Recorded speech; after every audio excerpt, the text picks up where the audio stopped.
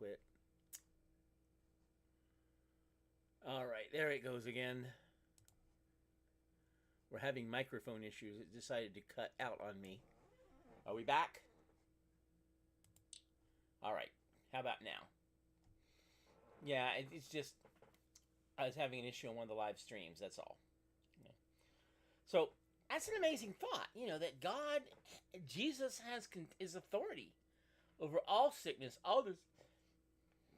Now I've had people ask me, why didn't he heal everybody? Well, number one, his primary purpose on earth wasn't to heal us from physical diseases. He healed us from a spiritual disease. That's why he primarily came. And folks, the reality is that for believers, sickness and true healing doesn't necessarily mean that you live through it.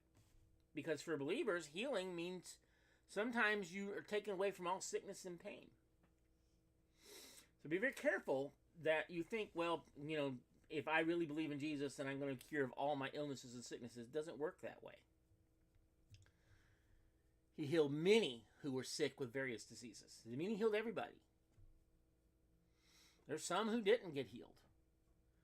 And for whatever reason, and God knows the reasons, God doesn't always heal everybody, but Jesus still has authority over disease and sickness. And so when you're hurting and when you're in need and when you're struggling, you can know that, look, God is in control of this. Maybe it's not going to end the way I think it should. I may struggle with this, but that's okay because God is in control. And he's always been in control. He's always had the authority. And Jesus, while he walked this earth, had the authority over sickness and various diseases. There's something else that it relates to. It's just, they're sick or oppressed by demons. Okay, so here's the second part of this. Jesus has authority over demons. Jesus speaks and demons flee. Jesus even has authority over when they speak. He walked through the last week, and we see this again in Mark. So we're not going to spend a ton of time here today, but after a full day of teaching, healing diseases and casting out demons, Jesus goes to sleep. And then in verse 35 says, and rising very early in the morning, while it was still dark, he departed and went to a desolate place, and there he prayed, and Simon and those who were with him searched for him. And they found him, and they said, everyone's looking for you. And he said to them, let us go to the next town, that I may preach also there. For that is why I came. And he went out throughout all Galilee, preaching in their synagogues and casting out demons. See, everybody seems to think, when we say, well, Satan is not all-powerful.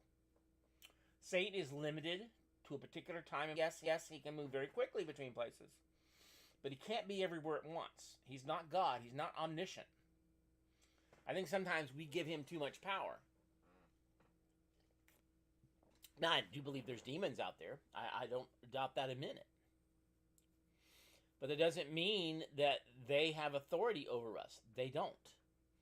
If you're a believer in Jesus Christ, then you are a child of the King. And he has no authority over you.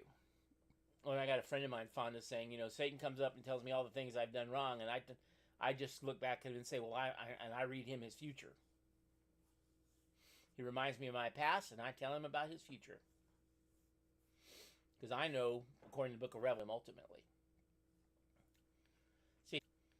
See, Jesus had authority there.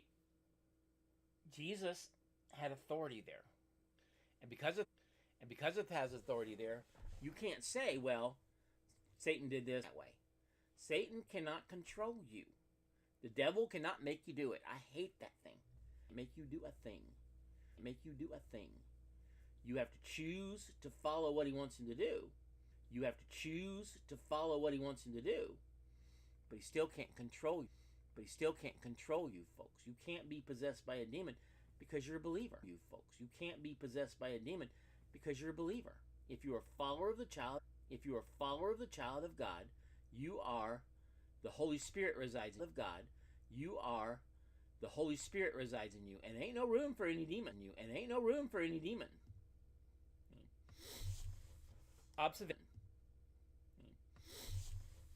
Observation number three. Okay. Mark Mark, Jesus prioritizes prioritizes time alone with God.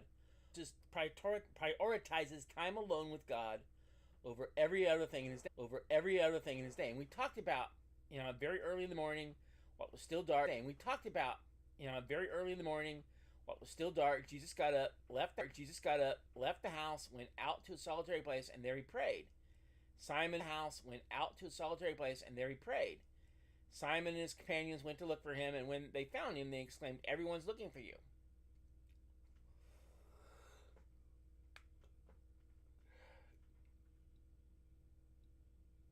Jesus rises early morning, while it's still dark, finds a desolate place. Jesus rises early morning, while it's still dark, finds a desolate place, and spends time alone with who? God the Father. So let me ask, is this your with who? God the Father.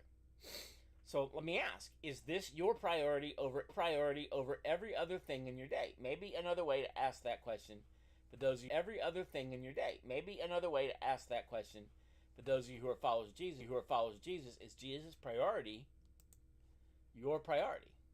Is Jesus' priority your priority?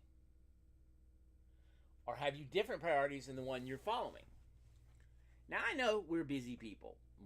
Who of us in this gathering is not busy with all sorts of things to do? I would submit Jesus was pretty busy too. Let's face it, none of us have lines of people waiting outside our door every morning to be healed of all their diseases and cast out all their demons. Yet Jesus knew that the most important time in his day was time alone with the Father. And if that's true for him, how much more true is that for us? I submit to you that among all the important, valuable, and necessary things you do during the day, time alone with God is more important, more